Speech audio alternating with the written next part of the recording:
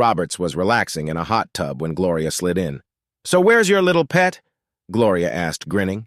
"She's changing into her new swimsuit," Roberts said with a laugh. "She has been staring at the pool without a suit for days. I hooked her up."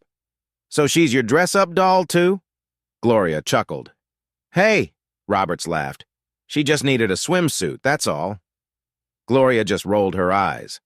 "As a reminder, we are the ones who are doing the playing.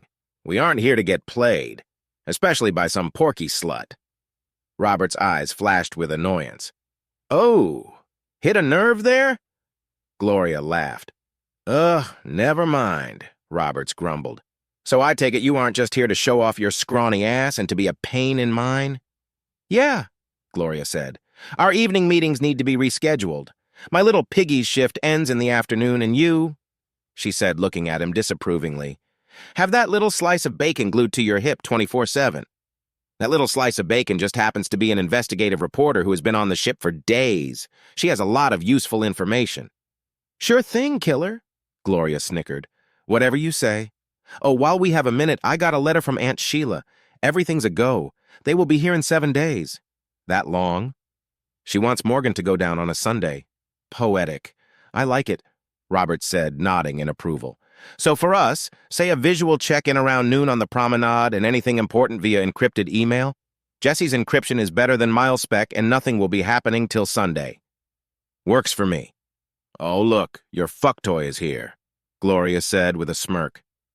Helena was striding along the walkway leading to the pools, feeling pretty damn sexy in her new bathing suit. It was a one-piece, but it showed her off very nicely.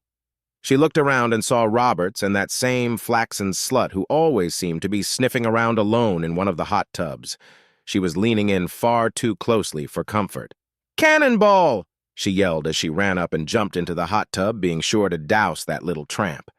She then planted a big, wet kiss on Roberts, wrapping her arms around him while looking at the flaxen bimbo triumphantly. "Why, hello there," Gloria said pleasantly, and then glanced at Roberts with a little smirk. "Oh, what happened to your eye?" she asked Helena as she made a big show of looking suspiciously at Roberts. "Oh, I just fell into a door," Helena said immediately, realizing how that sounded. "Shit! No, seriously, I got—" "Well, I'd best be moving along," Gloria said, glaring very convincing daggers at Roberts as she got out of the hot tub. "Pig!" she spat at him as she walked off, grinning as soon as her face was turned away from Helena. "It wasn't like that, you flaxen slut!"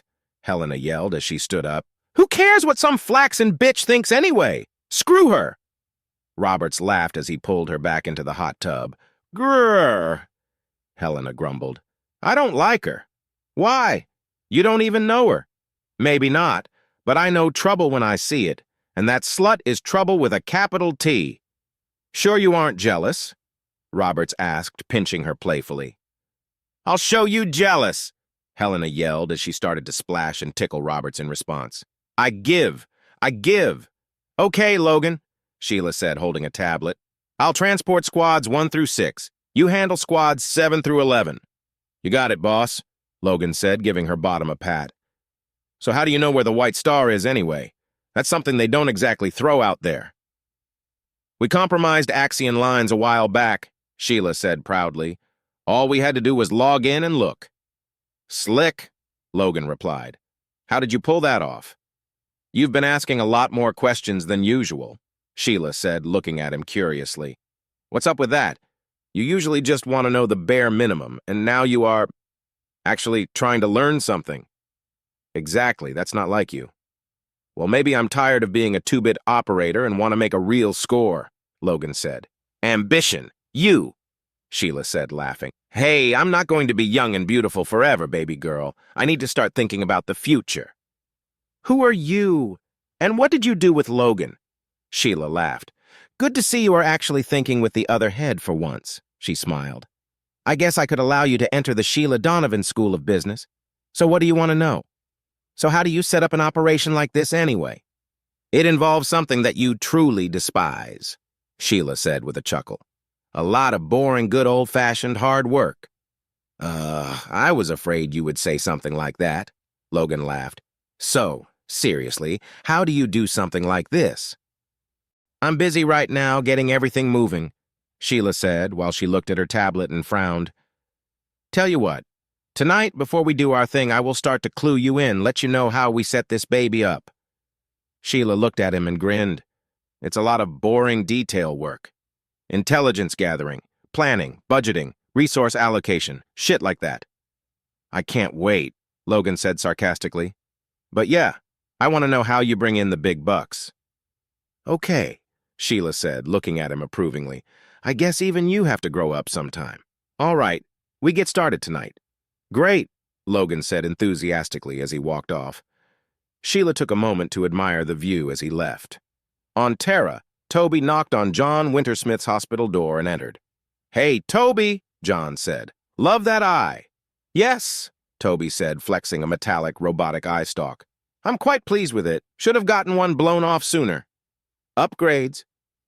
Yes, sir, quite a few, Toby said with a smile.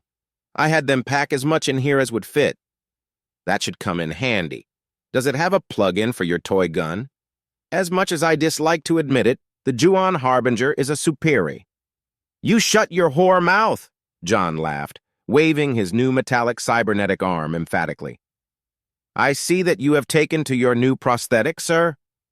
Yeah, it's pretty nice, John said, flexing the gray polymer-covered fingers. I've had to switch to old Lefty for my fapping needs, but other than that, I like it. Too much information, sir, Toby laughed. And how is the back? Fortunately, the spine is intact, mostly. I won't need any cybernetics back there, but the bone and tissue regrowth is going to take a few more weeks.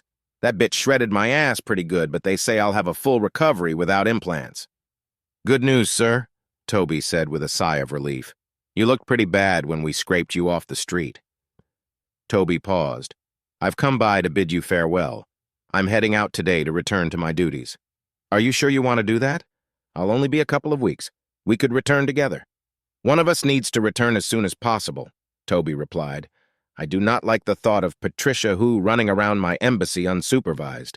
Be careful, Toby, John said. That woman is dangerous. All the more reason for me to return. Watch your back. I will be there as soon as I can. You're a professional athlete, Helena said to Roberts as they left a comedy show. Nope. I know. Federation intelligence. Hell no. Roberts laughed. Helena looked around and then leaned and whispered, Terran intelligence? Roberts just laughed some more. If I was intelligence of any sort, would I be hanging around with one of the few people on this ship who could blow my cover? Helena pondered. Well, I know you were military. And just how do you know that? Each time I mention it, you stiffen up just a little bit. Not much, but it's there. Damn, Roberts said, concealing his concern. You should play poker instead of writing a bogus advice column. Okay, you got me. I did serve in the military at one time. Which branch? You tell me. Come on. Give me at least a little to work with here, Helena said as she swatted him playfully. You're the investigative reporter, Roberts laughed. You figure it out. Roberts paused in front of an art gallery, walked inside, and started to examine the merchandise. He paused in front of a small glass figurine, pulled out his notebook, and jotted down its location. And why do you do that? Do what? Roberts asked as he started to put away his notebook. You write it down when you see something that you like, Helena said, grabbing for the notebook. Roberts quickly put it in his jacket before she could get to it. What's up with that? She asked. It's no big deal, Roberts said. I see something that I like and I write it down for later. That's not how rich people do it, Helena said, looking at him oddly. They see it, they buy it. That's not how I do it. Helena mused. She then looked at the figurine. Holy shit, she exclaimed. They want that fucking much for a little glass duck? It's very, very old and worth every bit of that, Roberts replied. What the hell are you going to do with it? If I manage to grab it, I will give it to a friend. She has a collection of these. A friend? Helena asked, trying to make it sound nonchalant. Like a wife or girlfriend sort of friend? She asked, more than a little annoyed with herself. It mattered far too much to her for her comfort. You just met the guy, she reminded herself. No, just a professional associate. She likes antique glass, and I thought it would be a nice thought. One hell of a nice thought, Helena said halfway to herself. If I manage to grab it? What the hell does that mean? she thought to herself. God, I hate these porky scum. Helena grumbled over lunch and then glared at a couple who was staring at her in disapproval. Got something to say? They looked away quickly and left shortly thereafter. Slow your roll, Che, Roberts laughed. You are on the Porky Express here. You are going to get us into... And here it comes, Roberts said as a man in a ship's uniform appeared. Excuse me, the man said, looking at Helena with disapproval. We have been receiving complaints concerning your behavior on this cruise. Yeah, so? I'm a paying customer, so bite me. That may be the case, but there are limits to what is considered... We are terribly sorry, Roberts said discreetly, slipping the man a 1,000 credit poker chip. We will be more careful in the future. Oh, well, thank you, the man said, happily pocketing the chip. Everyone has their opinions, but please do take care not to upset the other passengers. With that, he calmly walked away. Why did you do that? Helena asked in annoyance. What? Why did you pay that asshat off? Because I would like to enjoy your company a bit longer, Roberts said with a shrug. That happened to be the head of ship security. He can toss your ass off this barge and he wasn't dropping by to ask you nicely. He meant business, so I conducted some. It's amazing what a few credits can do for someone's patience. Ugh, spoken like true porky scum. Well, it worked, didn't it? Gah, it always works. That's the fucking problem, Helena fumed. These assholes, the same ones that... Shh, Roberts laughed. I can only throw so many poker chips before they stop working. The same ones, she hissed a bit more quietly. The same fucking ones. She was cut short by a breadstick bouncing off of her head. I have a whole basket of these, and am not afraid to use them, Roberts laughed. Yes, we've covered this before more than once. It's the same scum. No argument here. Oh, they think they are so fucking perfect, she hissed, glaring around the dining room. The shit they get away with and nobody ever makes them pay for it. God, do you know they have a whole fucking bank hidden on this ship? Nothing but numbered bank accounts. Creators know how much dirty money is hidden on this ship, not to mention all of the shit that is hidden in safety deposit boxes. They say there is even a vault here holding all sorts of shit that was stolen from Earth back in the day. That might not be the brightest idea, Roberts said with a grin. Those numbered bank accounts aren't like normal accounts. In a normal account, the credits are stored in the whole system. In one of those fancy numbered accounts, the actual credits are encoded directly into the drives. If something were to happen to this ship or those drives, the credits would just disappear. Those bank drives are just like loading a few credits onto a crystal or a card. Lose it, and they are gone. Ha! Wouldn't that be nice? Helena said with a big smile on her face. Oh, the squeals of lamentation! I would fucking love that! Roberts just smiled at her. Who knows? Every now and then the hammer falls on the right people. How can you say shit like that with a straight face? She snarled. Porky scum gets away with the same shit every day, every year, every decade, every century, and the same poor saps get screwed. Figuratively, if you are lucky. Did you know about the human trafficking taking place here? No, Roberts said, raising an eyebrow. Well, there is this lovely spot called Bruce's Emporium, just off of this golden promenade, where the sex workers aren't exactly there of their own free will. Well, that's definitely some bad karma there, Roberts said calmly. Perhaps it will catch up with them one day. Yeah, well, I'm going to write up an article all about it when I get back, but it won't do a damn bit of good. I got no proof, no camera, nothing, she grumbled. Even my tinfoil hat-wearing faithful won't care. They will just laugh because the victims are Terran. Terran? Roberts asked icily. Yeah, it's sort of their whole thing. Some assholes go on this cruise just to go there. Helena snarled and hit the table. Even if I manage to break the story, which I won't be able to, most people would just laugh. Fuck, I would probably just wind up giving them free advertising.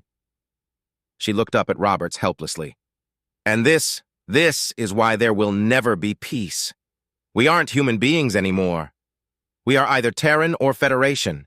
I'm sick of it. We start a bullshit war because some porky scumbags want their toys back.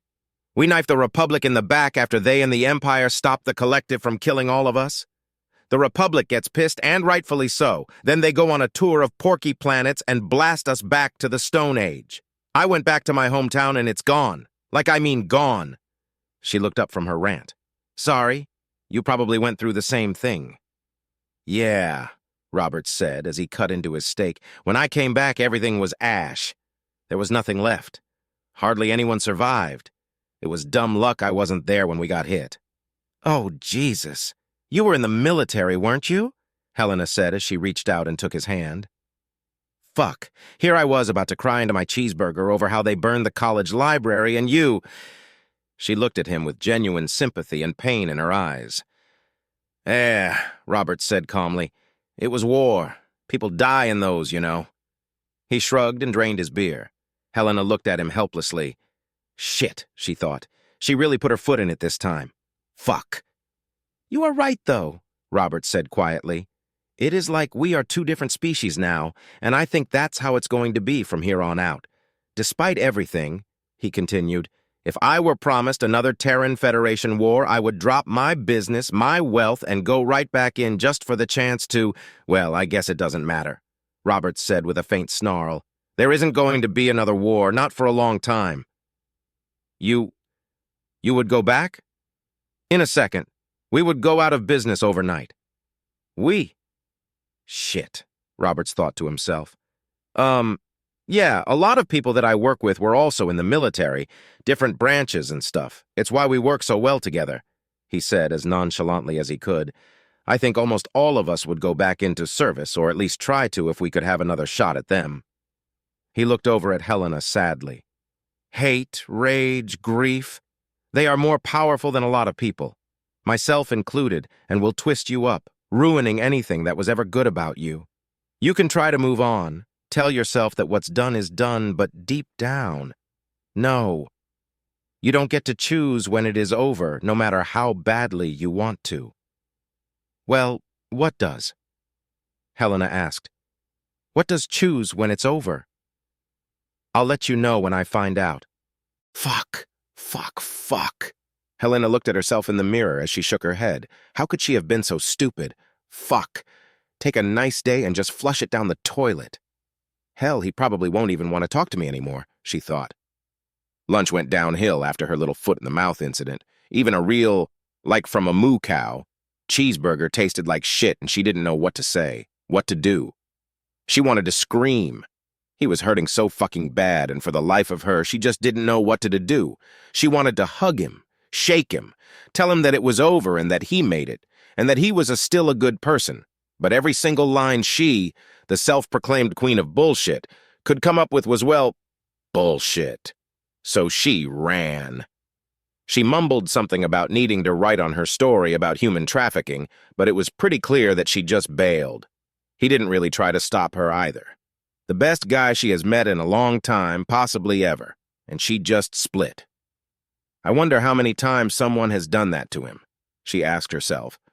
Maybe that's why he didn't say much, just looked at her with those damaged eyes. She was going to fix this. She marched towards the door, but as soon as her hand touched the latch, she just froze. What was she going to say? Maybe give it a few hours, she thought to herself. Maybe we'll meet for dinner and we will be back to throwing breadsticks and bribing the cops. Yeah, right. She pulled out her battered laptop and opened up her notes on Bruce's Emporium and just looked at them hopelessly. Then she blinked and looked off into space for a little bit. Trafficking of Terrans wouldn't mean anything without context. Her thoughts drifted towards Roberts as she sat there looking off into space, her mind drifting. How many veterans of the Terran War did she interview completely missing the point? She, like just about every other word slinger out there, wrote countless articles about the horrors of the war and gave lip service to the service members of the Federation's military, human or otherwise, mostly human. But it was never more than just so much drum beating and confetti throwing. It didn't mean shit. It completely missed the point. She couldn't fix a goddamn thing, but by God she could report it.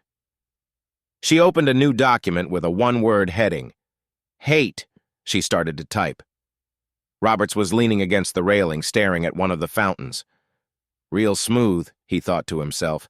Scare off someone actually worth a fucking damn near give away the whole operation. I'm a fucking idiot.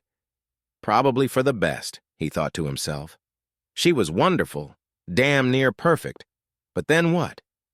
A few more days of being happier than he had been in a long time then. Surprise! I'm a Terran monster. Watch as we murder a whole shitload of porkies just like you. Hey, after I'm finished with the slaughter, how about we go smash in some jewelry cases and raid the fridge? Idiot. Trouble in paradise, killer, Gloria said as she leaned against the railing next to him. Nothing I can't handle. You sure about that? Gloria asked, looking him in the eyes. I wasn't going to say anything, but I don't like what I'm seeing. You okay? Your head screwed on right? We can't fuck this one up. We won't even have a chance to warn them if we do. We fuck up and everyone goes down. I think you are the last person to talk to me about professionalism. Exactly what is that supposed to mean? Gloria asked with a cold gleam in her eyes. Nothing. Sorry. You are right. I'm just in a piss-poor mood. Well, unpiss-poor your ass, killer. This isn't like you. Come on, what's wrong? Seriously, you can tell me, and if you say nothing, I'm going to throw you over the railing. Just sick of the waiting. I want this one done already. You? Sick of abusing the expense account? You feeling okay? Want me to take your temperature? Gloria said as she elbowed him. You do, don't you? A little prostate exam, maybe? Eh? Eh? She laughed as she elbowed him repeatedly. Robert started to snicker. Keep your grease-covered hands to yourself. He laughed as Gloria gave him a quick shake. Look, my little piggy gets off work in just a little bit, but if you are in trouble... No. No, Robert said firmly. I'll survive. Do what you gotta do. I'll be fine. We have a mission. I'll just be a lot happier once the bullets start flying, for once. I kill a few porkies and everything will be back to normal. Good, Gloria said, the concern not entirely gone from her voice. That's what I like to hear. Listen, these inside jobs can get a little weird sometimes. Just don't do anything stupid, okay? I won't. You guys and the mission come first, as always. A fifth of bourbon and one of these high-dollar escorts, and I'll be right as rain, Robert said with a grim smile. Oh, speaking of escorts. My little fuck toy, he said unsuccessfully, trying to convince himself that it was all that Helena was to him, came across with some very interesting information. Sounds like one of your jobs will be called for. Oh? Gloria asked with a vicious curl of her lips. Do tell.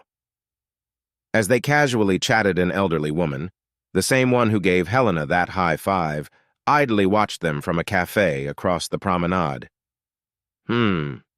She said to herself, this looks interesting. Helena was on fire. She was writing, finally really writing. She was writing something real, something besides barely substantiated conspiracy theories and rants about porky scum, something besides make-believe dating advice. It felt good, really good. It was like she was back, finally back, and she never even knew that she had left. It was still a rough draft and some research needed to add it here and there, but what she had on the page was something good, something real. And perhaps even more importantly, it was something that she could show to Roberts, to Paul. She could show him that she understood. Maybe, just maybe, her writing could communicate what her clumsy, stammering spoken words failed to do. Some of it was about him after all. A lot of it was actually. She couldn't wait to show it to him over dinner. She looked at the clock. Fuck, she said to herself. It was after midnight. She smiled. It had been quite a while since she did that, lost track of time. Maybe he is still awake, she thought eagerly. Fuck it. I'll just wake him up. She grabbed her laptop, jumped up, and ran to the door. So, I'm just going to sit here and look pretty then? A redhead said as she lounged on Robert's bed. I paid for the night, no sense in rushing, Robert said as he poured both of them drinks. Besides, I heard a nasty rumor that not all of the escorts here are, consensual. You are talking about that fucker, Bruce, the escort said with a sour expression. Yeah, real piece of work there. A lot of us would love to put a blaster bolt through him. So why don't you? Oh, I don't know. Something about an airlock, maybe, the escort said, and then smiled. However, I can assure you that I am fully independent. Good to know. I'll let you know if I change my mind, Robert said as he brought her a drink. So, the escort said a little confused, if you aren't planning on utilizing my services, then why exactly am I here? Well, Roberts was interrupted by loud, rapid knocking on his door. One moment, he said as he answered it. Sorry I was gone for so long, Helena trailed off into silence when she realized he wasn't alone. Shit. Sorry, she stammered. Yes? Roberts asked with a polite smile, managing to keep his cool. Idiot. I'm such a fucking idiot, Helena stammered as she ran off. Roberts shut the door, then leaned his back against it and closed his eyes. Oh, I see, the escort said as she looked at his face. Classy. I did her a favor, Roberts said as he downed his drink. He turned to the escort. So fully independent, huh? Back on Saraland 2, Sheila stepped up to a podium and spoke into a microphone. All right. Assorted life forms, we are now at the point of no return. If anyone suddenly feels the need for that 10,000 credit vacation, now is the time. She paused for a moment and then smiled. Great. Good to see that greed has clouded your common sense. Laughter and clicking filled the hall. Load up your shit. Double-check your gear, and most importantly, everybody go now because once we are in the car, we aren't stopping. There was more laughter. Once the Zoosh were filled in on the joke, clicking and buzzing ensued. Okay, everyone, Sheila shouted. Let's go to the White Star!